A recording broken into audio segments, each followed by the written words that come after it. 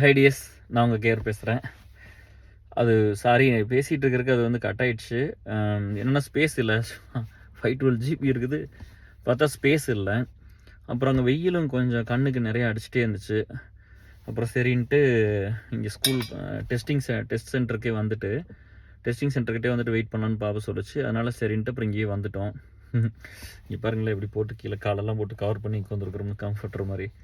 ஏன்னா குளிர் இங்கே ரொம்ப. அது சொல்லிட்டு இருந்தேன் என்னென்னா, இந்த மாதிரி சரி அந்த வீடியோ பண்ணி நம்ம அந்த சரி யூடியூப்பில் வந்து கொஞ்சம் ஹவர்ஸ் எல்லாம் நீங்கள்லாம் பார்க்க ஆரம்பிச்சிட்டிங்க அப்படின்னோடனே, சரி நம்ம கொஞ்சம் ஏதாவது மானிட்டேஷன் வரும் அப்படின்னு எம்கே பிரதர் சொன்னோம். அப்படி சரி மானிட்டேஷன் வந்துச்சுன்னா நம்ம அதை யாருக்காவது கொடுத்துடலாம், யாராவது வந்து கஷ்டப்படுற பசங்க பொண்ணுங்களுக்கு படிக்கிற கொடுத்துடலாம், கைண்ட் ஆஃப் அவங்களோட எஜுகேஷன் எக்ஸ்பென்ஸ் நம்ம டேக் கேர் பண்ணிக்கிற மாதிரி அப்படி தான் நம்ம பார்த்தோம். ஒன்றுமே இல்லாதவங்க படிக்கட்டுமே. வாழ்க்கையில் வந்து நம்மளுக்கு முன்னுக்கு கொண்டு வந்தெல்லாம் படிப்பு மட்டும்தான் இல்லையா? ஸோ அதனால் அந்த படிப்பு எல்லாத்துக்கும் கொடுத்துருவோமே, கஷ்டப்படுறவங்க எல்லாத்துக்கும் கொடுத்துடலாமே. அட்லீஸ்ட் அவங்க ஒரு சாதாரண ஒரு வாழ்க்கை வாழ்ந்துட்டு போகட்டுமே. இங்கே தான் நம்ம பெரிய சக்ஸஸ், ஒரு பெரிய லைஃப்னு இங்கேயும் சொல்கிறது இல்லையில்ல. ஏன்னா அப்படின்னா அது எல்லாத்துக்கும் ஈக்குவல் ஆப்பர்ச்சுனிட்டி இருந்து எல்லோரும் போராடி வந்து ஜெயிச்சாங்கன்னா பரவாயில்ல. இங்கே வந்து அந்த ஈக்குவாலிட்டிங்கிறது ஒன்று இல்லவே இல்லையில்ல. இப்போ வந்து எல்லாத்துக்கும் ஒரு சமமான ஒரு மனுஷங்களாக இருந்து அது எல்லோரும் வந்து ஒரு equal food, equal shelter, equal dress, எல்லாமே ஈக்குவலாக இருந்து அங்கே வந்து யார் ஹார்ட் ஒர்க் பண்ணுறாங்களோ அவங்க ஜெயிக்கட்டுன்னு இருந்தால் அங்கே ஒரு ஈக்குவாலிட்டி. இங்கே தான் அப்படி இல்லையே. இங்கே எல்லாமே வேறு வேறையாக தானே இருக்குது இல்லையா?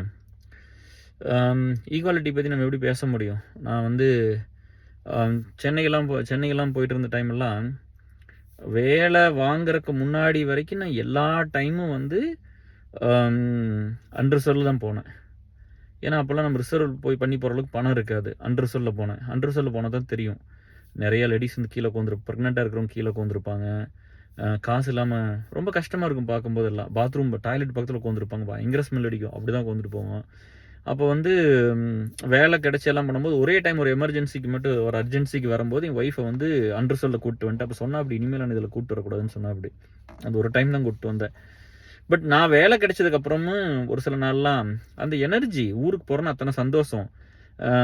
நம்ம வாட்டில் நம்ம போயிட்டு வர மாதிரி இருந்தால் நம்ம வாட்டில் அன்ரிசர்வில் கிளம்பி ஊருக்கு வந்துட்டு திரும்ப போய் உங்களையெல்லாம் எல்லாத்தையும் வந்து பார்த்துட்டு திரும்ப அப்படியே போயிடுவேன். அந்த மாதிரிலாம் நிறைய நாள். ஏன்னா நம்ம அந்த பெயின் நம்ம முன்னாடி இப்படி தானே இருந்தோம் அப்படிங்கிறது.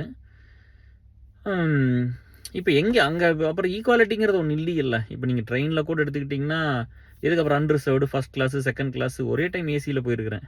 2 டைம் போயிருக்கிறோம் லைஃப்பில் இது வரைக்கும். அது நம்ம அலுமினியிலிருந்துலாம் ஹெல்ப் வர சொன்னாங்க. அப்படி தான் அவங்களாம் எல்லாம் பண்ணதுனால போனேன். அப்போ எங்கேயுமே ஈக்குவாலிட்டி இல்லையில்ல.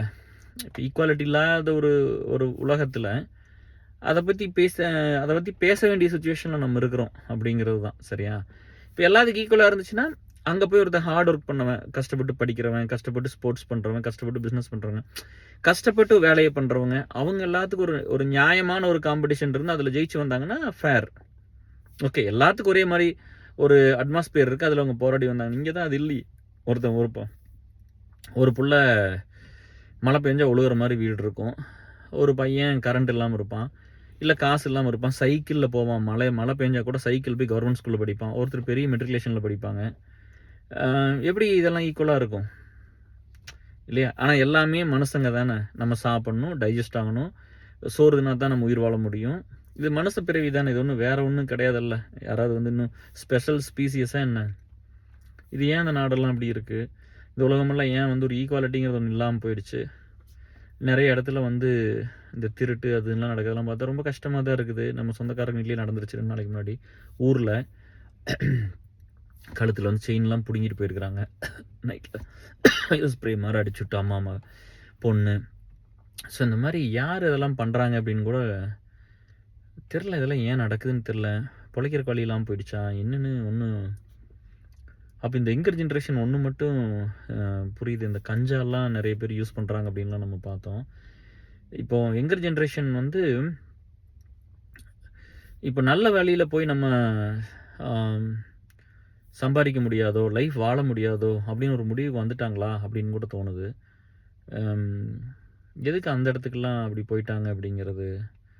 அப்போது பசங்களை மட்டும் சொல்லி தப்பு இல்லையல்ல, பொண்ணுங்களும் அப்படி தானே இருக்கீங்க. நிறையா வந்து வக்கரத்தை ஸ்ப்ரெட் பண்ணிகிட்டே தானே நம்ம இருக்கிறோம். அது இருக்குது இல்லைன்னு சொல்கிறது வந்து எப்படி வந்து நம்ம எப்படி வந்து அது எப்படி நம்ம இல்லைன்னு சொல்ல முடியும்? அது நீங்கள் எல்லாருமே பார்த்து தான் பண்ணணும். எனக்கு நான் பண்ணின தப்பெல்லாம் வந்து பார்த்தீங்கன்னா, ஒரு சிலதெல்லாம் பார்த்தா நம்மளுக்கு ரொம்ப கஷ்டமாக இருக்கும். நான் பெருசாக பண்ணதில்லை, மற்றவங்களுக்கெல்லாம் பண்ணதில்லை. ஏன்னா எங்கேயுமே ஒரு சுயநலமாக இல்லாத ஒரு நேச்சர் எனக்கு அது நிறைய நான் கஷ்டப்படுத்திகிட்டே தான் இருக்கும். வாழ்க்கை முழுவதும் அப்படி தான் இருந்துச்சு. பட் நீங்கள் எல்லோரும் வந்து ஒரு 2-3 விஷயம் லைஃப்பில் முடிஞ்சால் ஒரு இதெல்லாம் கொஞ்சம் மாற்றிக்கிட்டு கொஞ்சம் நல்லபடியாக நல்லது பண்ணி கொடுங்களா சொசைட்டிக்காக. அப்புறம் அந்த குளிரில் போய் சரி நம்ம அலுமினியில் இருக்கிற லீட்ஸுக்கு ஏதாவது பண்ணி தரலாம் அப்படின்னு சொல்லிட்டு நாங்கள் அது பண்ணலாம் அப்படின்னு யோசிக்கும்போது கீழே போனால் -9.5 இருக்குது பேஸ்மெண்ட்டில். இந்த மாதிரி இந்த மாதிரி சொட்டர் கிட்டலாம் போட்டு இப்படிலாம் போட்டு இது கூட இல்லையே, இந்த ஜாக்கெட்லாம் போடலையே, இது ஓரளவு குளிர் தாங்கும், பட் இது கூட இல்லையே இல்லையா. நம்ம வாட்டில் சும்மா போயிட்டு அன்றைக்கி வந்து அன்றைக்கி என்ன பண்ணேன்னா டிப்ரெஷன் சீரியஸ் மட்டும் பார்ட் 10 பார்ட் 11 2 பண்ணியிருப்பேன். ரெண்டுமே கிட்டத்தட்ட ஆல்மோஸ்ட் க்ளோஸ் டு 3 ஹவர்ஸ் இருக்கும். அதுக்கப்புறம் ரிவ்யூ ஆஃப் 2024 அந்த இங்கிலீஷில் பேசியிருப்பேன் பார்ட் 1. ஸோ அது ஒரு மணி நேரத்துக்கு மேலே 4 hours 15 minutes 4.25 மணி நேரம் பேசினேன் அன்றைக்கி ஒரு நாள் மட்டும். அப்போ வந்து பார்த்தீங்கன்னா அந்த டிஷர்ட்லாம் மாற்றிட்டு உடனே ஷர்ட் மட்டும் போட்டு அந்த ஒன்றை மட்டும் பண்ணிடாதீங்கன்னு சொல்லுவாங்க, ஒரே ட்ரெஸ்ஸில் பண்ணாதீங்க அப்படின்னு சொல்லுவாங்க. ஸோ அதனால் போய் மாற்றிட்டு வந்தேன் டிஎஸ். பட் வந்து நம்ம பையன் வந்து சொல்கிறான், அது முடிச்சுட்டு வரும்போது, டேட் இது ரொம்ப ஹெல்த்துக்கு ரொம்ப dangerous, you are getting aged. But போய் 4.5 hours நீங்கள் இப்போ நான் 4.5 hours கீழே பேஸ்மெண்ட்லேயே இருந்தேன். ஏசியா அந்த ஹீட்டர் ஆஃப் பண்ணியாச்சு. ஹீட்டர் ஆஃப் பண்ணிட்டீங்கன்னா எல்லாம் எங்கேயுமே ஹீட் ஓடாது. அப்போ வந்து இங்கே -9.5 டிகிரி இருக்குது இங்கே சென்டிகிரேட்டில். உங்களுக்கு ஃபேரன்ஹீட்டில் அன்றைக்கி 84 85 இருக்குது கோயம்புத்தூரில். அப்போ 87 அன்றைக்கி கோயம்புத்தூரில். பட் இங்கே எவ்வளோ இருக்குதுன்னா மைனஸ், அதாவது கன்வெர்ட் பண்ணி பாருங்கள், மேபி ஒரு 16-17 இருக்குதுன்னு நினைக்கிறேன் ஃபேரன்ஹீட்டில், இல்லை 10 அந்த மாதிரி. 0 அதாவது 32 டிகிரி இருந்துச்சுன்னா 0 டிகிரி இங்கே இல்லையா. 32 டிகிரி ஃபேரன்ஹீட்டுங்கிறது 0 டிகிரி இல்லையா சென்டிகிரேட்டில். ஸோ அப்படி ரொம்ப கோல்டாக இருந்துச்சு. அதில் போய் ஒரு 4 hours பண்ணேன்னா இந்த நம்ம பையன் பிள்ளைக்கு போய் சேரும், நம்மளோட இருக்கிற பசங்க பொண்ணுங்க படிக்கிறதுக்காக, அவங்க குழந்தைங்க கொஞ்சம் கஷ்டப்படுற ஒரு தாய்மார்கள், நம்ம நண்பர்கள், அவங்களுக்காக இதை கொடுக்கலாம் அப்படின்னு முடிவு பண்ணோன்னே எனக்கு அது தெரியல. அங்கே போய் நின்று அதெல்லாம் பண்ணிட்டு வந்துட்டேன். அப்புறம் சொன்னேன், அப்படி நீங்கள் வந்து இவ்வளோ கோல்டில் போய் இருந்தால் ஃப்ரீஸ் ஆயிரும், வேண்டாம் அப்படி போய் பண்ண வேண்டாம் அப்படின்னு. அது ஜாக்கெட்லாம் எல்லாம் போகாதீங்க அப்படின்னு சொன்னால் அப்படி. எனக்கு அப்போ புரிஞ்சது கொஞ்சம் பெரிய பையன் ஆகிட்டான் அப்படின்னு எனக்கு தெரிஞ்சுது. சேடான்னு சொன்னேன். அப்புறம் அடுத்த நாள் போனோம்னா பார்த்தீங்கன்னா அடுத்த நாள் ஒரு 3 hours பண்ணியிருப்பணும். பார்ட் 2 பண்ணேன், டிப்ரெஷன் 12 பண்ணேன், அதே மாதிரி வந்து பார்ட் 2 ஆஃப் ரிவ்யூ ஆஃப் 2024 பண்ணேன். அது ஒரே ட்ரெஸ்ஸில் பண்ணிட்டேன். ஒரு ஸ்டைல் மட்டும் மாற்றி எனக்கு எனர்ஜி இல்லை, ஸோ அப்படி தான் பண்ணோம். அப்போ வந்து பண்ணிட்டு வரும்போது அப்போ தான் சொன்னாங்க, நீங்கள் தான் டிப்ரெஷனில் இருக்கிறீங்களே, 10 மணி நேரம் கூட பேசுவீங்களே அப்படின்லாம் ஒரு ஃப்ரெண்டு சொன்ன. அப்படி ஃபஸ்ட் டைம் வந்து 4.25 மணி நேரம் கன்யூஸாக பேசுனது அது மட்டும்தான். அப்படி சொன்னாங்க. அது அதுக்காக பண்ணல, டிப்ரெஷனில் இருக்கிறனாலாம் பண்ணல, டிப்ரெஷனில் இல்லை. இப்போது அது வந்து நம்ம அலுமினியில் இருக்கிற லீடு அவங்களுக்குமே ஒரு ஹெல்ப் வேணும் அப்படிங்கிறதுக்காக, நம்ம ஒருத்தருக்காக நல்லது பண்ணோன்னா நம்ம ஒரு கஷ்டத்தை எடுத்துக்கிட்டு தானே பண்ண முடியும். ஸோ அப்படி பண்ணினது தான். அந்த மாதிரி வந்து ஒரு வேலை அப்படி தான் அந்த வீடியோலாம் பண்ணது. So coming back to subject, நிறைய விஷயம் வந்து நிறைய இப்போ ஷார்ட்ஸாக போடுறேன்னு சொல்கிறாங்க. கட் பண்ணி எப்படி போடுவாங்கன்னு தெரில. என்னமோ பண்ணட்டும், அவங்களுக்கு பிடிச்ச மாதிரி பண்ணட்டும். நம்ம வந்து நம்ம கடமை, நம்மளுக்கு வந்து ஒரு ரெஸ்பான்சிபிலிட்டி இருக்குது. நம்ம வாழ்ந்த வாழ்க்கை, நம்ம வளர்ந்தது, இந்த சொசைட்டி என்ன பண்ணுச்சு, என்ன பண்ணலை, நம்மளாம் என்ன பண்ணலாம் அப்படிங்கிறத வந்து உங்கள்கிட்ட வந்து திரும்ப கொண்டு வந்து சேர்த்துறக்கு எனக்கு ஒரு வாய்ப்பு இது, அவ்வளோதான். நீங்கள் வந்து யாருமே வந்து டைம் இல்லைன்னு சொன்னால் என்னால் அது அக்செப்ட் பண்ண முடியல டிஎஸ், சாரி. நான் யாருமே வந்து என்கிட்ட வந்து எனக்கு டைம் இல்லை, என்னால் லைஃப்பில் இது பண்ண முடியல, அது பண்ண முடியலன்னு சொன்னால் என்னால் அதை ஏற்றுக்க முடியறதில்ல. ஏன் அப்படின்னா, நம்ம தான் எல்லா இடத்துலையும் டைம் ஸ்பெண்ட் பண்ணுறோமே, டைம் இல்லாமல் எங்கே போயிடுது? மனசு இல்லை, அது மட்டும் தான் சொல்லணும். அப்புறம் இவங்க எல்லாருமே இப்போ பாருங்கள், இப்போ நான் சொல்கிறேன்ல, இப்போ இந்த ஈக்குவாலிட்டி பற்றி நான் சொன்னேன்ல, ஒரு எக்ஸாம்பிள் சொன்னேன். நிறைய நாள் நான் காசு இல்லாதப்போ ட்ரெயினில் போனேன். எதுக்குப்பா ஈக்குவாலிட்டின்னு சொல்கிறேன், அப்புறம் எதுக்கு அத்தனை இருக்குது? கவர்மெண்ட்டே சும்மா அனுப்ப வேண்டியது தானே, எல்லாத்துக்கும் ஒரே மாதிரி ஒரே டிக்கெட் எல்லாத்துக்கும் ஒன்று தான் அப்படின்னு கொடுக்கட்டுமே. பண்ண முடியாதுல்ல. இதை வந்து ஒரு பெரிய செலிபிரிட்டி பேசுவாங்களான்னு பாருங்கள். பெரிய டாப் ஆக்டர் பேச முடியுமா? இல்லை ஒரு ஆக்டர் பொலிட்டிக்ஸ்க்கு வந்த ஆக்டர் பேச முடியுமா? அவங்கெல்லாம் மக்கள் ப்ராப்ளமில் எதுவும் பேச மாட்டாங்க. இன்னொருத்தர் அட்டாக் பண்ணி அவங்க எப்படியாவது ஜெயிச்சிடணும் அப்படிங்கிறது தான். ரியலான ப்ராப்ளங்கிறது இப்படிலாம் தானே இருந்திருக்கும் இல்லையா? அதை யாரும் பேச மாட்டாங்க. அதையெல்லாம் பேசினா ஜெயிக்கவும் முடியாது. ஏன்னா நல்லது பேசினா நீங்களே ஓட்டு போட மாட்டீங்க. இப்போ அப்படி தான் இருக்குது. இந்த மாதிரி நிறைய விஷயம் இருக்குது. இந்த வாழ்க்கைலாம் வந்து ஒன்றுமே இல்லை அப்படிங்கிறதெல்லாம் வந்து எப்போ புரியும்னா, நம்ம எவ்வளோ தூரம் வந்து ரியாலிட்டியோட கனெக்ட் ஆகிருக்கிறோங்கிறத பொறுத்து தான் நம்ம வாழ்க்கையே புரியும். நம்மளுக்கெல்லாம் வந்து பார்த்திங்கன்னா, நம்மளோட ஒருத்தர் கஷ்டப்பட்டாங்கன்னா நம்மளுக்கு பகீர்னு இருக்கும். ஐயோ இப்படி கஷ்டப்பட்டாங்களே, அவங்க நம்ம நல்லா வச்சுக்கணும்னு இருக்கும். பட் ரொம்ப குறைவான மக்கள் தான் நல்லவங்க இருக்காங்க. எனக்கு அதுலலாம் வந்து எந்த டவுட்டும் இல்லை. நீங்கள் யோசிச்சு பாருங்களேன் உங்கள் லைஃப்பில். ஒரு எமர்ஜென்சின்னு எனக்கு ஒரு எமர்ஜென்சி உயிர் போகிற எமர்ஜென்சின்னு வந்துடுவாங்க. அதை வந்து யாருமே பண்ண மாட்டாங்க லைஃப்பில். அவங்களுக்கு பண்ணுறக்கு ஆளே இருக்காது. அந்த வேலையை பண்ணுறக்கு ஒருத்தருமே இருக்காது. அப்படின்னா இந்த யூனிவர்ஸ்லேயே யாரும் கிடையாது. அப்போ இங்கே வர்றாங்க, நம்ம வந்து ஒரு பெரிய ரிஸ்க் எடுத்து அதை நம்ம பண்ணி கொடுத்துட்றோம். அது எங்கேயாவது ஒரு ஹை லெவலில் ஏதாவது ஒரு இடத்துல தேவைப்படுறதுல நம்ம சொல்லுவோம்ல, இப்படிலாம் ஒர்க் பண்ணியிருக்கிறோம், இப்படிலாம் பண்ணிட்டோம்னா அது உடனே உங்களுக்கு எமோஷன். அது உடனே வந்து நீங்கள் எதுக்கு இதை சொன்னீங்க அப்படின்லாம் வந்து லீட்ஸ்கிட்ட கேட்குறது, எங்கிட்ட கேட்குறது இல்லை. பட் அந்த மாதிரிலாம் எனக்குலாம் இதை உதவி பண்ணால் நீங்கள் ஊர் பூரா சொல்லுங்கள். ஸ்டிக்கர் அடிச்சு விட்டுங்க, நோட்டீஸ் அடிச்சு விட்டுங்க, வீடியோ போட்டு சொல்லுங்கள். ஏன்னா மனிதன் வாழணும். கேர் ஹெல்ப் பண்ணால் இப்போ எல்லா பக்கம் போய் சொல்லுங்கள். எனக்கு பிரச்சனை. நானே சொல்லியிருக்கிறேனே. நம்மளே வந்து இப்போ யூடியூப் டிஸ்கிரிப்ஷனாக ரிவ்யூ ஆஃப் 2024 நான் சொல்லியிருக்கிறேனே. சரியா? கோபு ஒரு 5000 கொடுத்தாரு எமர்ஜென்சிக்கு. அதை நம்ம திருப்பி கொடுத்துட்டு, வீரகுமார் 2 லட்ச ரூபா வாங்கியிருக்கணும், திருப்பி கொடுக்கல. அது நானே எழுதியிருக்கேன். நானே யார் ஆட் பண்ணி கொடுத்துருக்குறேனே. பப்ளிக்காக உலகம் முழுவதும் பார்க்கட்டுன்னு போட்டிருக்கிறோமே. ஆனால் அந்த மாதிரி இந்த 30 வருஷம் சோசியல் கரியரில் நான் கொடுத்ததில் எவ்வளோவா இருந்திருக்கும்? எத்தனை பேருக்கு அதெல்லாம் எழுத முடியும்? ஏன் எழுதலை? நல்லதை தானே பார்க்கணும், நல்லதை தான் நல்லா ஷேர் பண்ணிக்கணும். உதவி வாங்குறது கேவலம்னா, உதவி வாங்குறது வெளியே சொல்கிறது கேவலம், வாங்கக்கூடாது. கரெக்டா? மனிதாபிமானம் ஏன் வரல? இப்போ ஏன் வந்து இப்போ எல்லாரும் ஒருத்தர் கஷ்டப்பட்டுக்கிட்டே இருக்கிறோம் நம்ம சொல்கிறோம்ல, அது ஏன் அப்படின்னா, நம்ம ஏன் எல்லாம் கஷ்டப்படுறோம்னா நம்ம யாருமே நல்லவங்கள இல்லை. அதுதான் உண்மை. இதை போய் நம்ம சொன்னோம்னா நெகட்டிவாக சொல்கிறாரு, கோவம் வருது அப்படின்னா, இந்த சொசைட்டி மேலே நிறைய கோவம் இருக்குது எனக்கு. ஒரு 2-3 விஷயம் சொல்லிடுறேன். சரியா? இது காமன் டாப்பிக்காக இருக்கட்டும். நான் 2-3 விஷயம் சொல்கிறேன். என்னென்னா, நம்ம வந்து சின்ன வயசெல்லாம் உங்களுக்கு நிறைய நான் ஷேர் பண்ணியிருக்கேன். கொஞ்சம் ஹார்டாக தான் இருக்கும், கொஞ்சம் அண்டர்ஸ்டாண்ட் பண்ணிக்கங்க. எனக்கு வந்து கொஞ்சம் இன்றைக்கி இருக்கிற அப்பா அப்போ இல்லை. இப்போ இந்த மாதிரி ஒரு அப்பா இருந்தால் எங்கள் லைஃப் ரொம்ப நல்லா இருந்திருக்கும், எனக்கும் தம்பிக்கும். ஸோ அவர் மேலே வந்து பாசம் எப்போவுமே இருக்கும். ஒரு நாள் கூட கிட்ட போய் உட்காந்ததில்லை. அவரோட வந்து கிட்ட உட்காந்துக்கிட்டதோ, அவரை ஹக் பண்ணிக்கிட்டதோ, பஸ்லேயே ஒரு 2 டைம் தான் கிட்ட உட்காந்து போயிருப்போம்னு நினைக்கிறேன். அந்த மாதிரி அவர் கிட்ட போக மாட்டேன் சின்ன வயசுலேருந்தே. ஆனால் பாசமாக தான் இருப்பார். பைக்கில் எப்பாவது போயிருப்போம். இப்போ ஊருக்கு போனப்போலாம் முதல்லலாம் அதெல்லாம் எதுவுமே இல்லை. அப்போது எனக்கு அப்பாங்கிறது வந்து ஒரு டிஸ்டன்ஸ்லேருந்து ஒரு ஆளாக தான் இருந்தாங்க அப்படி. சரியா? ஆப்வியஸாக வந்து அம்மா என்ன தான் வந்து பண்ணாலும் நம்ம ஸ்டெப் மாம் அப்படி சித்திங்கிறதுனால நம்ம அம்மா இல்லை அப்படிங்கிறது ஒரு இது இருக்கும். அது இல்லாமல் வந்து உடம்பு சரியில்லாமல் ஒரு ஆக்சிடென்ட்லேயே இறந்து போயிருந்த பிரச்சனையில் சூசைட் பண்ணிச்சு அப்படிங்கும்போது அது மனசுக்குள்ளே அது குத்திக்கிட்டே இருக்கும். இதனால்டா அம்மா இறந்து போயிட்டாங்க அப்படின்னு தோணிக்கிட்டே இருக்கும். ஒவ்வொரு குட் மாமை பார்க்கும்போது நம்ம எவ்வளோ அன்லக்கி அப்படின்னு தோணும். இப்படிலாம் இருந்துச்சு. அப்பா வந்து பார்த்திங்கன்னா, அவருக்கு என் கண்ணு முன்னாடி வந்து ஒரு நம்ம யூஎஸ் வர்றோம். நான் இந்த ஸ்டோரி சொல்கிறேன். கண்ணு முன்னாடி வந்து ஒரு 6.5 ஏக்கர் விற்று போட்டாங்க. அம்மாவுக்கு வந்து புறம் போயிடுச்சு.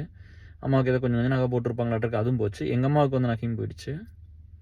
சித்திக்கு வந்து நகையும் போயிடுச்சு. சாரி டு நேம் சித்தி, ஜஸ்ட் உங்களுக்கு இந்த டிஃப்ரென்ஸ் தெரியறக்கா சொன்னேன். அப்போ 6 ஏக்கர் விற்று போட்டாங்க, என் கண்ணு முன்னாடி விற்றாங்க. அப்புறம் ஒரு 8 ஏக்கர் வந்து அவங்க சிஸ்டர்ஸ்க்கெல்லாம் கொடுத்தாச்சு. மிச்சம் 13 ஏக்கர் இருந்துச்சு. அதுலேயும் வந்து ஒரு 2 மடங்கு 3 மடங்கு கடன் வாங்கி வச்சாச்சு. அவங்க சிஸ்டர்ஸுக்கு, அவங்க குழந்தைங்க எல்லாத்துக்குமே சேர்ந்து ஒரு 15 பவுன், ஒரு 13 to 15 பவுன் எல்லாம் அந்த இதெல்லாம் செய்வோம்ல, கல்யாணம் அதெல்லாம், இந்த மோதிரம் போடுறது, அது பண்ணுறது அதெல்லாம் பண்ணாங்க. எல்லாத்துக்கும் பெரிய பெரிய ரிஸ்க் எடுத்தாங்க லைஃப்பில். என்னெல்லாம் முடியுமோ அவங்களால அதெல்லாம் பண்ணாங்க.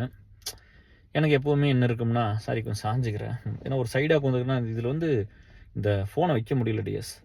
அப்போது நம்மளுக்கு என்ன இருக்கும்னா, எனக்கு அந்த கஷ்டமெல்லாம் ஒரு லைஃப்பில் பண்ணல அப்படிங்கிறது தான் இருக்கும். அது பண்ணல கண்டிப்பாக. பண்ண நம்ம தான் சொல்லுவோமே, நம்ம சின்ன நன்றி பண்ணால் கூட யாராக இருந்தாலும் சொல்லுவோம்ல, அதெல்லாம் எதுவுமே பண்ணல.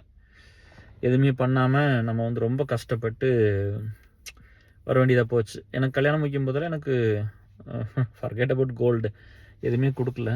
எனக்கு அவங்க கொடுத்தெல்லாம் பெரும் வலி வேதனை மட்டும்தான். நிறைய கடன்.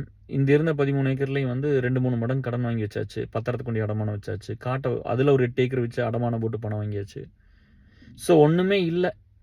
ஒரு பையனா வந்து எனக்குன்னு இருந்தது அவர் யூஸ் பண்ண ஒரு சைக்கிள் ஒன்று கொடுத்துருந்தாரு. அப்பா வந்து நான் 6th ஸ்டாண்டர்ட் படிக்கும்போது பெரிய பையன் ஆகிட்டேன். அதாவது பஸ் ஸ்டாப்புக்கு போய் நிறுத்திட்டு பஸ் பாஸில் போவேன். பஸ் பாஸில் போய் ஸ்கூலுக்கு போவேன் கவர்மெண்ட் பஸ்ஸில்.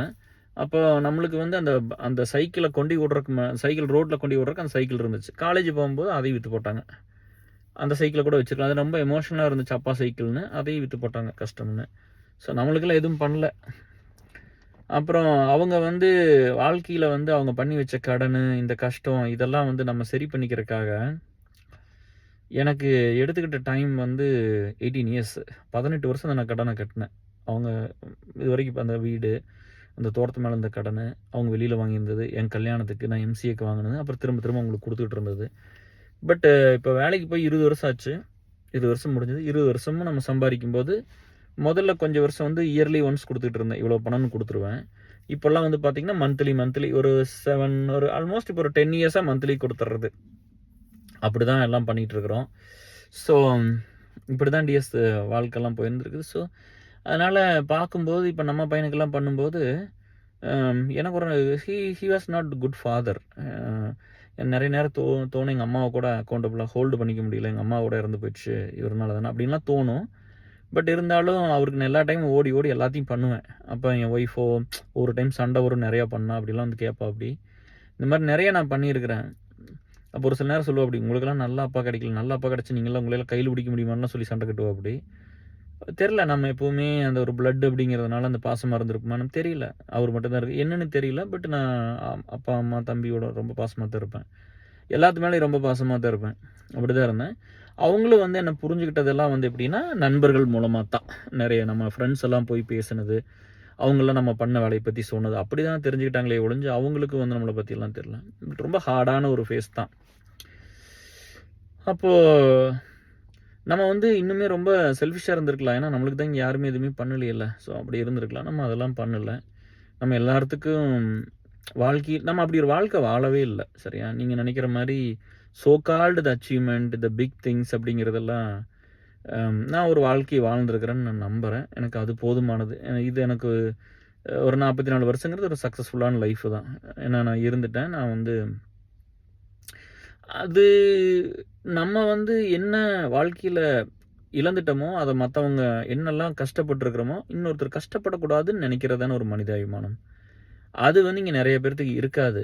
ஏன் அப்படின்னா எல்லாருமே வந்து என்ன யோசிப்பாங்கன்னா, நம்ம வந்து கொஞ்சம் நல்லா இருக்கிறவங்களோட சேர்ந்துட்டு இருந்துடணும்.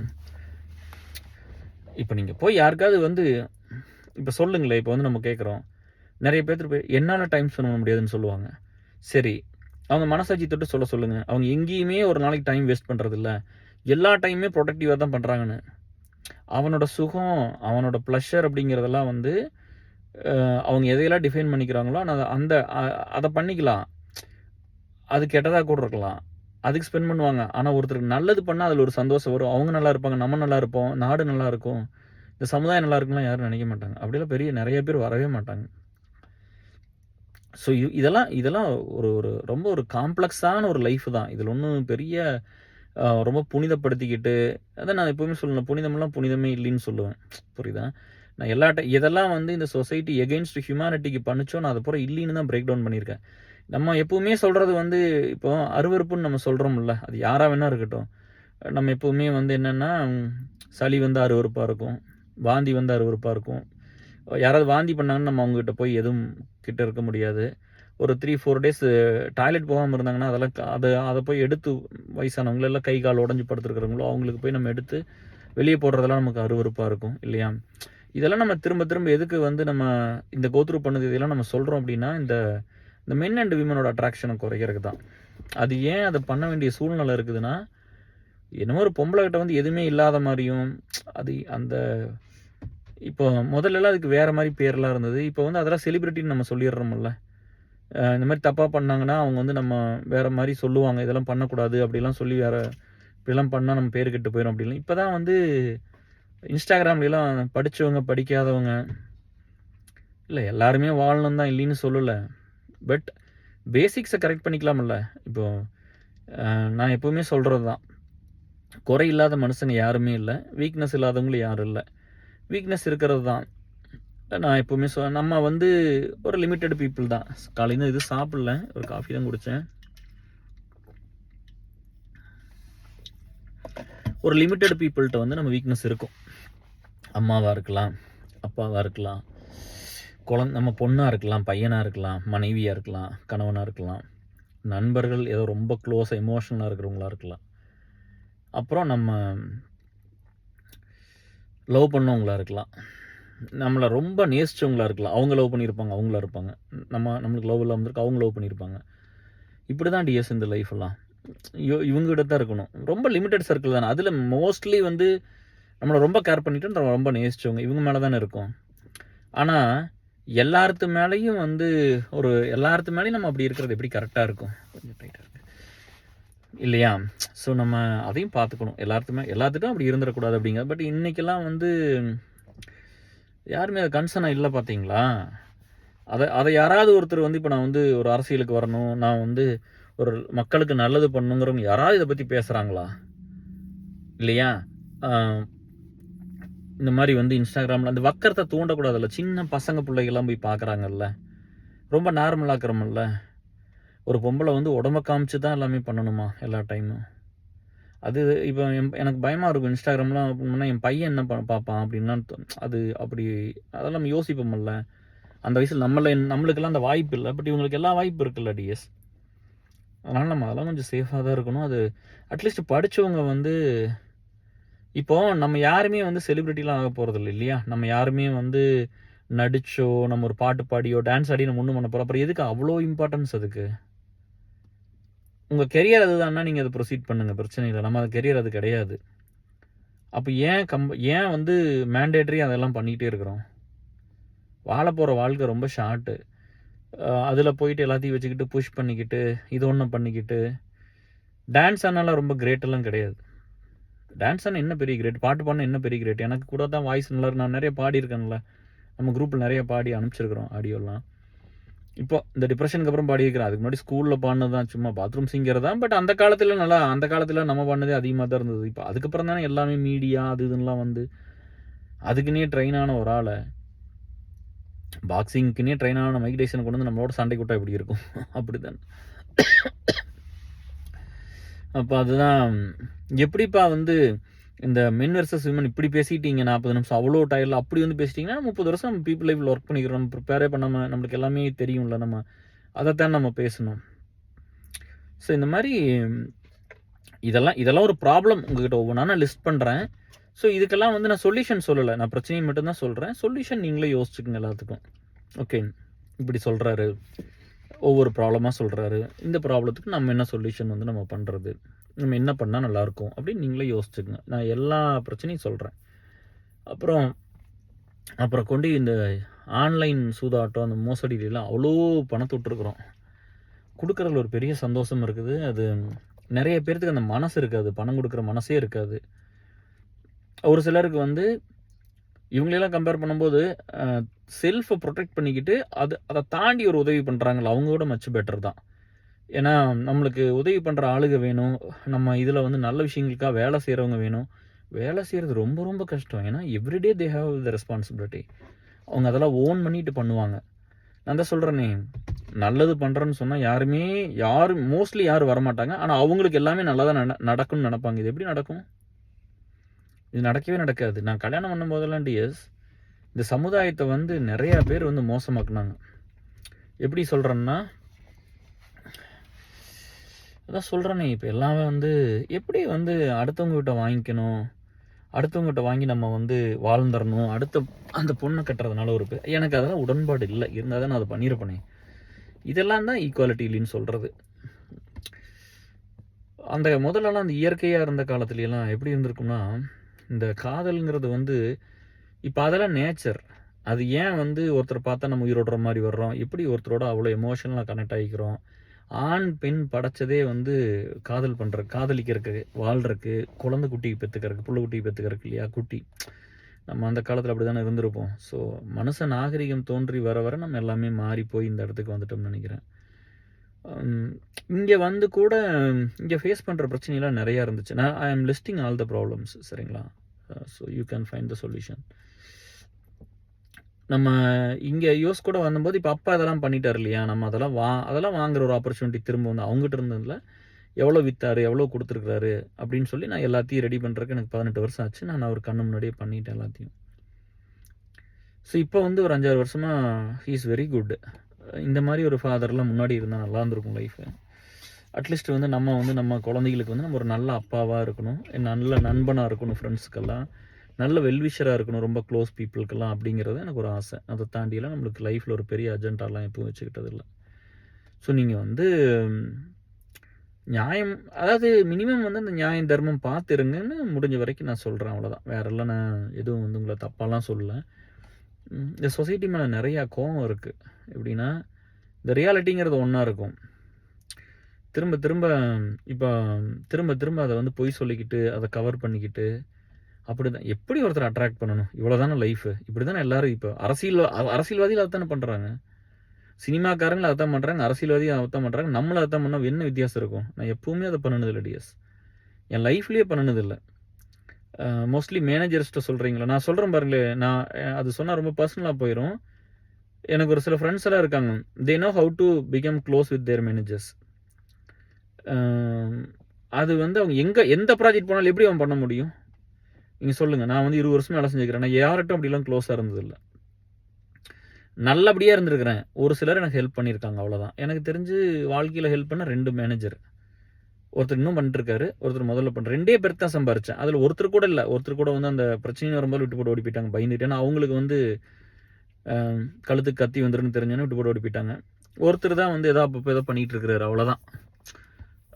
நம்ம ஒன்றும் அழகான பொண்ணு இல்லையே, நம்மளுக்கு நிறைய பேர் வந்து ஹெல்ப் பண்ணுறக்கு இல்லையா. இப்போ அப்படி தானே ஆகிப்போச்சு எல்லா சூழ்நிலையெல்லாம். வந்து கான்ஃபிடென்ஸுங்கிறது என்னவா இருக்குன்னு பார்த்துக்கன்னா நல்ல மனசு. ஏன்னா அதை சொல்கிறேனே,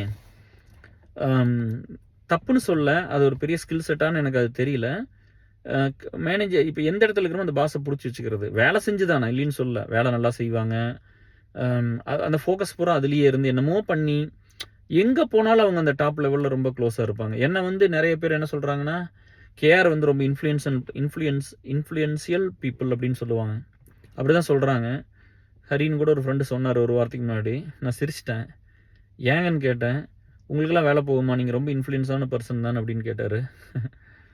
அவங்களுக்கெல்லாம் ஒத்துக்கு மனசு வர மாட்டேங்கிற. 30 வருஷம் அந்த சமுதாயத்துக்கு வேலை செஞ்சுருக்கிறேன். என்னை வந்து மோசம்னு ஒருத்தன் எப்படி சொல்ல முடியும்? யாருக்காவது துரோகம் பண்ணியிருப்பேனா, ஏமாத்திருப்பேனா இல்லையா? நான் வந்து எனக்குன்னு ஒரு நியாயம் தர்மமெல்லாம் இருக்குது. எங்கள் அம்மா விட்டுட்டு போன ஒரு வலி இருக்குது. வாழ முடியாமல் அப்படி போயிடுச்சுன்னு ஒரு மனசுக்குள்ள ஒரு பெரிய எனக்கு வலி எப்போவுமே இருக்கும். இந்த சமுதாயத்து மேலே நிறைய கோபம் இருக்குது. நம்ம நேசிச்சவங்களெல்லாம் இழந்துருக்குறோம் அப்படிங்கிறது ஒன்று இருக்குது. அதனால வந்து 30 வருஷமாக நான் கொடுத்த எனக்கு வந்து நான் தான் சொல்கிறேனே, அப்பாவே எதுவும் பண்ணி வைக்கல. இது வரைக்கும் ஒரு பைசா கூட நான் வாங்கிட்டதில்லை. வேறு யார் கொடுத்துருப்பா இல்லையா? சாப்பாடு இல்லாமல் அட்டஸ்டச்சில் 29 நாள் இருந்திருக்கிறேன். கரெக்டாக 2 நாள், அந்த மாதம் வந்து 31 நாள், 29 நாள் சாப்பாடு இல்லாமல் இருந்திருக்கிறேன். அந்த கரும்பாலை குடிச்சிட்டு என்ன கிடைக்குதோ அப்படியே வந்து அந்த காட்டுக்குள்ளே ஃப்ரெண்டு தோட்டத்தில் போய் யாருக்கும் தெரியாமல் அங்கே அந்த சாலையில் படுத்துக்கிட்டு, எல்லாம் ரொம்ப ஒரு கொடுமையான வழி. ரொம்ப கஷ்டமாக இருக்கும் அதெல்லாம். வந்து சென்னை போயிருந்தப்போ ஒரு ஃப்ரெண்டு, அவரெல்லாம் வந்து காக்னிஷனில் ஃப்ரெஷராக வேலை செய்கிறாரு. நல்லா ட்ரிங்க்லாம் பண்ணிக்கிட்டு சாப்பிட்டு போட்டு என்ன தோணுச்சுன்னு தெரியல, வரும்போது வந்து ரூமுக்கு வரும்போது 2 சிக்கன் பீஸ் கொண்டு வந்தா. அப்படி கொண்டு வந்துட்டு, டே மச்சி, என்னோட ஒரு ரொம்ப சின்ன பையன்தான், பட் வாடாப்படன்னு கூப்பிடுவோம். அப்படி அதில் ஒன்றும் தப்பு இல்லை, அவங்க ஃபீல் பண்ணுறாங்க, கூப்பிட்டுக்கு போகிறாங்க. மச்சி டே இதை சாப்பிட்றேடா அப்படின்னு சொல்லிட்டு எனக்கு அந்த சிக்கன் பீஸ் வந்து 2 கொண்டு வச்சு. அப்படி நீங்கள் நம்ப மாட்டீங்க, அன்றைக்கி இருந்த பசியில் அந்த எலும்புலாம் மின்னு துப்பிட்டேன் பூரா, அப்படி பவுடர் ஆக்கிட்டேன். அப்படியே அன்னையிலிருந்து நேற்று நைட்டு சாப்பிட்ட சிக்கன் வரைக்கும் அது நல்லா இருக்குது இல்லையா, சிக்கன்னு சாப்பிட்டா அந்த எலும்பெல்லாம் அப்படி தான் சாப்பிட்றது. டைஜஸ்ட் ஆக கொஞ்சம் லேட் ஆகுது, இப்போல்லாம் வயசாகுது இல்லை. பட் வந்து நான் அப்படி தான் சாப்பிட்றேன். ஏன்னா அன்றைக்கி அந்த எப்பவுமே ஞாபகம் வந்துடுது அந்த சிக்கனை பார்த்தா. அந்த பசிங்கிறது வந்து அந்த அந்த வறுமை, அந்த பசிங்கிறதுலாம் கொடுமை. அதில் வந்து நம்ம ஜெயிச்சிட மாட்டோம். ஜெயிக்கிறக்கு வந்து 1% கூட சான்ஸ் இல்லைங்க. ஒரு நெகட்டிவ் இருக்குது. அதனால தான் யார் டச்சில் இல்லை அந்த டைமில். நான் நேற்று ஒரு ஆடியோவில் சொல்லியிருந்தேன், பூங்கோதை மட்டும்தான் எனக்கு பேசணும்னு சொல்லி இந்த மாதிரி பொண்ணுகளில். விமனில் வந்து எனக்கு பூங்கோதை, நான் எத்தனை பேர்த்துக்கு வேலை செஞ்சுருப்பேன், எத்தனை பேர்த்துக்கு நல்லது பண்ணியிருப்பேன். அப்போ வேலைக்குன்னு நான் தேடும்போது 10-11 வருஷம் சொசைட்டிக்கு வேலை செஞ்ச பையன் தானே, ஒன்றும் புதுசு கிடையாதுல்ல உங்களுக்கு. இவங்களுக்கு நான் என்ன பண்ணாமல் விட்டுட்டேன். இப்போது எங்கேயுமே நம்ம முதல்ல ஒரு வீடியோ பண்ணுறோம் அப்படின்னு வரும்போது பயம் இருக்கும்ல. நம்ம அலுமினிலாம் 2020 அப்படிலாம் பேசும்போது இப்போ தான் ஆரம்பிச்சு 2 வருஷம் 3 வருஷம் ஆச்சுன்னு அப்படி தான் சொன்னேன். ஏன்னா பயம் இருக்கும்ல, ஏதாவது பண்ணிட்டீங்கன்னா என்ன பண்ணுறது அப்படிங்கிறது தான். ஏன்னா என்னை நம்பி என் பொண்டாட்டி இருக்கிற அப்படி எனக்கு 2 பையனும் பிள்ளையும் இருக்குது. பண்ணீங்கன்னா வேலையை விட்டு தூக்கிடுவீங்க, கஷ்டத்தை கொடுத்துருவீங்க.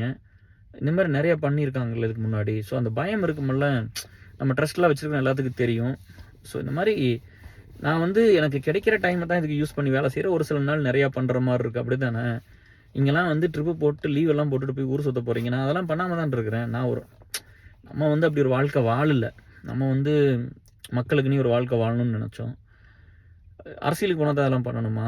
உடனே வந்து சொல்லிடுறது, இவர் அரசியலுக்கு போயிடுவார், இவர் வந்து அரசியலுக்கு போகிறது இந்த வேலையெல்லாம் பண்ணுறாருன்னு. சரி, அப்படியே அதை பண்ணி தானே போகிறேன். நான் போகிறனால இருந்து விட்டுருங்க. இதெல்லாம் அதாவது நம்ம ஏன் பண்ண மாட்டேங்கிறோம்? அவர் மட்டும் ஏன் பண்ணுறாரு? அவரோட சேர்ந்து எதாவது பண்ணலாம், இல்லை நம்ம தனியாக ஒன்று பண்ணலாம், அப்படிலாம் யோசிக்கலாம்ல. அதெல்லாம் இல்லை. இவர் இது பண்ணுறதெல்லாம் அரசியலுக்கு போகிறக்கு. சரி, அதையாவது பண்ணி தானே ட்ரை பண்ணுறேன். இப்போ அதில் என்ன தப்பு இருக்குது? அப்படியே போனால் கூட அதில் என்ன தப்பு இருக்குது? மனுஷங்களை நேசிக்கிறவங்க தானே அங்கே போகணும். அதெல்லாம் இல்லாதனால தான் இப்போ எல்லா இடத்துலையும் எப்படி இருக்குது.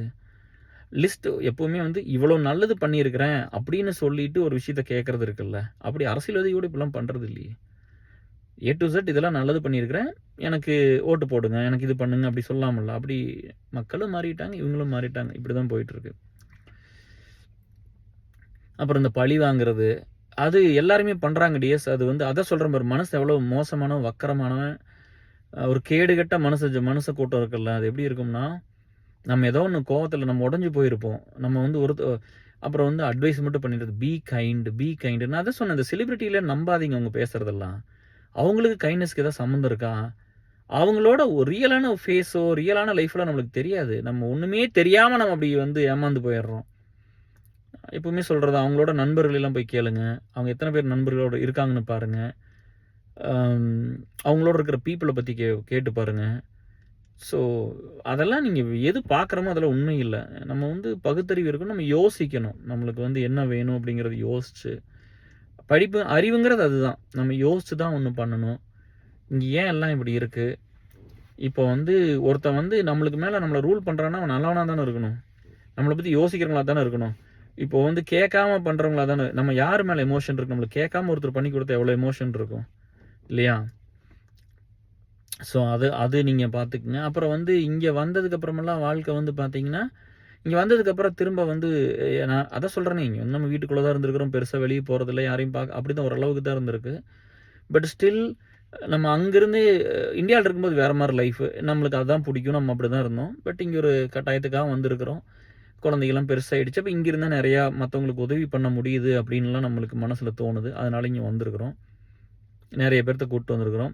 அந்த நிறைய பேர் வந்தவங்களும் வந்து இங்கே நிறைய சுயநலவாதிகள் தான். அதில் வந்து எனக்கு என்ன டவுட், நான் தான் அந்த மாதிரி நிறைய பேர் எனக்கு வந்து நம்ம அவங்களுக்காக நம்ம சொல்லி தான் அந்த வேலையை செய்வோம். நீ இவ்வளோ வருஷம் இதாக ஒர்க் பண்ணி திரும்ப கொடுக்கணும் அப்படின்னா அதில் எதுவும் பண்ண மாட்டாங்க. உயிர் என்ன வேணும் உதவி பண்ணிக்கங்க. அவன் பண்ணாதவன் நம்மளை தப்பாகவும் பேசுவான் போய்.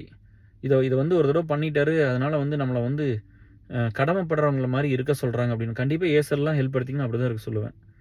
10 லட்சம் 15 லட்சம் ஹெல்ப் வாங்குவீங்க. $10,000 நிறைய டைம் கொடுத்துக்கிறேன், $5,000 கொடுத்துக்கிறேன், $8,000 கொடுத்துக்கிறேன், $7,000 கொடுத்துருக்குறேன். அந்த டைமுக்கு கொடுத்தது தானே. அப்போ இன்னொருத்தர் ஃபினான்ஷியல் ஹெல்ப் பண்ணி கேட்கும்போது நீங்கள் பண்ணணும்னு எதிர்பார்ப்போம். ஒன்று விசாலாம் வாங்கிட்டிங்கன்னா உங்களுக்கு அந்த ப்ராசஸை கோத்ரூ பண்ணிங்க. இன்னும் 4 பேர்த்து நீங்கள் ட்ரெயின் பண்ணணும்னு சொல்கிறது தான். உங்களுக்கு வேலை வாங்கி கொடுத்தேன்னு ஒருத்தருக்கு வேலை வாங்கி கொடுங்க அப்படிங்கிறது தான். ஏன் பண்ணக்கூடாது? நல்லது தானே கேட்குது, ஏன் பண்ணக்கூடாது? ஸோ அப்படிலாம் நம்மளுக்கு அந்த இதெல்லாம் வந்து ஒரு ரியலான சேலஞ்சஸ் தான். சரிங்களா? ஸோ நீங்கள் ப்ராப்ளம் நிறையா இருக்குது லைஃப்பில்.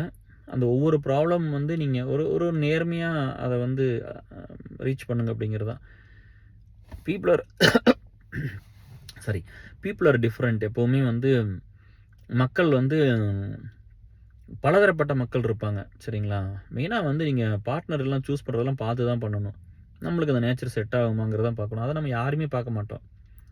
இந்த அப்பா, இந்த ஃபேமிலி, எங்கள் மாமனார்ட்ட இவ்வளோ, எங்கள் மாமியார்ட்ட இவ்வளோ, எங்ககிட்ட இவ்வளோ சொத்து இருக்குது, இப்படி போனது சரியாக இருக்கும், இப்படி தான் நம்ம போய் பண்ணுறோம். அதனால தான் நிறைய பிரேக்கப் ஆயிடுது. அந்த காலத்தில் வந்து சொல்லாமல் சகிச்சுக்கிட்டு வாழ்ந்தாங்க. இப்போ யாரும் இப்படிலாம் வாழ்கிறதில்ல. ஸோ ஏன்னா பொண்ணுங்க எல்லோரும் இப்போ வேலைக்கு வந்துட்டாங்க. எல்லோரும் அவங்களால இண்டிபெண்ட்டாக வாழ முடியுது. மென்னோட சப்போர்ட்டு தேவையில்லை. அப்போ நம்மளும் வந்து என்ன வேணுங்கிறத நம்மளும் கொஞ்சம் பார்த்து 2 பேருமே அவங்களுக்கு என்ன லைஃப்பில் சூஸ் பண்ணணும், எந்த மாதிரி ஒரு பார்ட்னர் வேணுங்கிறத நீங்கள் பார்த்து சூஸ் பண்ணிக்கோங்க. லைஃப்ங்கிறது ஒன்ஸு வயசானதுக்கப்புறம் நம்ம ஃபீல் பண்ணி என்ன பண்ணுறது? நான் 50லாம் நிறைய பேர்த்த பார்த்துட்டேன். தனியாக இருக்கிறேன்னு அவங்க பண்ணிக்காத அப்படி பண்ணிக்குவாங்க, ஃபீல் பண்ணுவாங்க. அப்புறம் என்ன பண்ணுறது? ரொம்ப வயசானதுக்கப்புறம்லாம் போய் நம்ம என்ன பண்ண முடியும்? அதுக்கப்புறம்லாம் அந்த எமோஷனலாம் நீங்கள் பெருசாலாம் க்ரியேட் பண்ண முடியாது. ஆள் வேணும்னா கூட இருந்துக்கலாம். வாழ்க்கையில் வந்து நம்மளுக்கு யாரை ரொம்ப பிடிக்கும்னா, நம்மளுக்காக ஒருத்தர் வழி எவ்வளோ எடுத்துக்கிட்டாங்க. ஒரு அம்மா, நம்ம குழந்தைங்க, கணவன் மனைவி, நம்ம ஒருத்தர் நண்பன். ஸோ நம்மளுக்காக வந்து யார் ரொம்ப வழி எடுத்துக்கிட்டாங்களோ அவங்கள ரொம்ப பிடிக்கும். யார் நம்மளுக்காக ரிஸ்க் எடுத்து ஒரு வேலையை பண்ணி கொடுத்தாங்களோ அவங்கள ரொம்ப பிடிக்கும். ஆனால் நம்ம வந்து அதையெல்லாம் விட்டுட்டு அதை வேல்யூ பண்ண மாட்டோம். ஆனால் வேல்யூ பண்ணுற சுச்சுவேஷன் ரொம்ப புரிஞ்சிருவோம். இவங்க தான் நம்மளுக்கு ரொம்ப முக்கியமான. எனக்கு வந்து என்னென்னா ரஜினிகாந்த் ரொம்ப பிடிக்கும். சாரி, நான் நேம் பண்ணி சொல்லிட்டேன். ரொம்ப பெரிய ஃபேனு. சின்ன வயசுலேருந்தே வந்து அவர் மாதிரி தான் ஹேர் ஸ்டைல் வச்சுருப்பேன். கிட்டத்தட்ட முடியெல்லாம் நல்லா இருக்கிற ஸ்டேஜ் வரைக்கும். இப்போ பாதி கொட்டி போச்சு, சொட்டையாயிடுச்சு. முடியெல்லாம் இருக்கும்போது நீங்கள் கூப்பிட்டுக்கலாம். இப்போ நிறைய பேருக்கு வந்து சொட்டைன்லாம் கூப்பிட்றாங்க. அதெல்லாம் எனக்கு ரொம்ப கஷ்டமாக இருக்குது. நான் யாரையும் போய் இப்படி ஃபிசிக்கலாக அதெல்லாம் வச்செல்லாம் கூப்பிட்டதில்ல. வாடா போடான்னு கூப்பிடுவோம், ரொம்ப க்ளோஸாக இருந்தான். அவ்வளோதானே தவிர மற்றபடி இதை வச்சலாம். நீங்களாம் யார் வேணால் நீ சொட்டைன்னு கூப்பிடு. ஏன்னா எத்தனையோ பேர்த்து நீங்கள் கூப்பிட்றீங்க, கூப்பிட்டுங்க. எனக்கு அதெல்லாம் பிரச்சனை இல்லை. எத்தனையோ பேர் அதெல்லாம் அப்படி யாரையும் இப்படிலாம் கூப்பிடக்கூடாது. ஒரு ஃபிசிக்கலாக வச்செல்லாம் யாரையும் பேசக்கூடாது. அதெல்லாம் தான் எத்திக்ஸ் ஆக்சுவலாக. ஒருத்தர் வந்து பாடி ஷேமிங் பண்ணிடக்கூடாது. அக்கறையாக சொல்லலாம். உடம்பு இருக்கிற பிள்ளை பார்த்து ஏன்ப்பா அப்படி இருக்கிற 103 அதெல்லாம் 103 104 ஒரு பொண்ணு சொல்லுச்சு. இவ்வளோ மென்டலாக நல்லா இருக்கிறீங்க, கொஞ்சம் சரி பண்ணுங்களே, உங்களுக்கு ஹெல்த்துக்கு கெட்டது தானே. அப்படி தான் பேசணுமே தவிர பாடி ஷேமிங்லாம் பண்ணிடக்கூடாது. ஸோ இந்த மாதிரி லைஃப்பில் வந்து நம்ம பார்க்குற பிரச்சனைகள்லாம் எல்லா இடத்துலையும் ஒரு பிரச்சனை இருக்குது. நம்மளுக்கு வந்து இங்கே வரும்போது வந்து லேண்ட் ஆஃப் ஆப்பர்ச்சுனிட்டிஸுங்கிறாங்க. இங்கே எல்லாமே இருந்திருக்கு. எப்படி வேணால் போயிருந்துருக்கலாம். நான் தான் சொன்னேன், என்னோட கம்மியாக எனக்கு 5 வருஷத்துக்கு பின்னாடி பிறந்தவங்க வந்து பட்டுன்னு எல்லாம் பண்ணிவிட்டு, அதெல்லாம் வந்து பேராசை தான். வேறு என்ன இருக்குது லைஃப்பில்? வந்து ஆசை, பேராசை, இந்த க்ரீடி, அதெல்லாம் போகக்கூடாதுன்னா போகலாம்.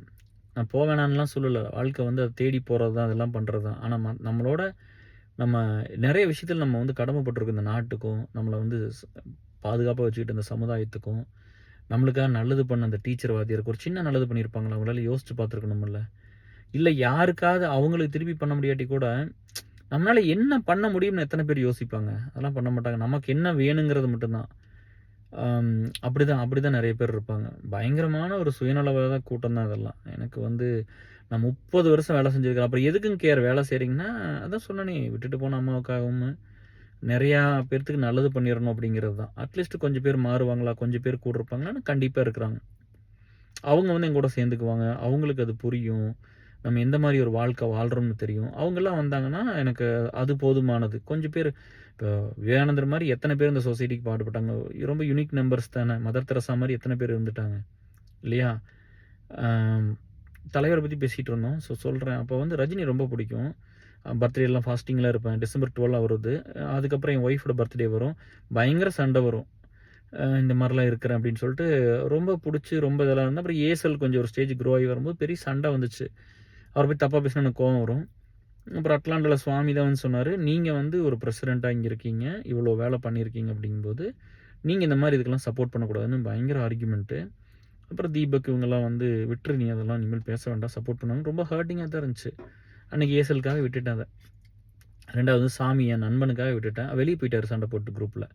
இது தப்பாக சொன்னார், சண்டை போட்டேன் எதுக்கு இப்படிலாம் எழுதாதீங்க அவரை பற்றின்னு சொன்னேன். நல்லது பண்ணி தானே, அது யாராக வேணா இருக்கட்டும், எந்த அரசியல்வாதியாக இருக்கட்டும், நம்மளுக்கு பிடிக்கட்டும் பிடிக்காம நல்லது ஒருத்தர் செஞ்சு தானே நான் இதெல்லாம் பண்ணிக்கிறேன், எனக்கு சப்போர்ட் பண்ணுவீங்களான்னு கேட்கணும். அதை விட்டுட்டு பூரா கெட்டதாக பண்ணிட்டு எப்படி டிஎஸ் பண்ண முடியும்? இருங்க, கொஞ்சம் குளிராக இருக்குது. அப்படி கார் எடுத்து அந்த பக்கம் அப்படி அந்த பக்கம் நிறுத்தி பார்க்கலாம் பாப்பா. ஸோ அப்படி தான் வந்து அஃபெக்ட் பண்ணி ஒருத்தரை வந்து தப்பாக பேசி நம்ம வந்து அந்த வேலையை பண்ணக்கூடாதுல்ல டிஎஸ். அதுதான் மனசு கஷ்டமாக இருந்துச்சு. அப்புறம் அவர்கிட்ட நான் பேசினேன். அவர் வந்து அவருக்கு ரொம்ப ஹர்ட் ஆயிடுச்சு. அவர் வந்து நடிகர்கள் இவங்களுக்குலாம் சப்போர்ட் பண்ணக்கூடாதுன்னு ஒரு ஆள். அப்புறம் அதை சொன்னார். அப்புறம் நான் சரி ஓகே, கொஞ்சம் குளிராக இருக்குது, பட் இங்கே வச்சா உங்களுக்கு வெயிலாக இருக்கும்னு நினைக்கிறேன். ஸோ கொஞ்ச நேரம் இருங்க, பார்க்கிங்லாம் நிறுத்திட்டு. ஓகே,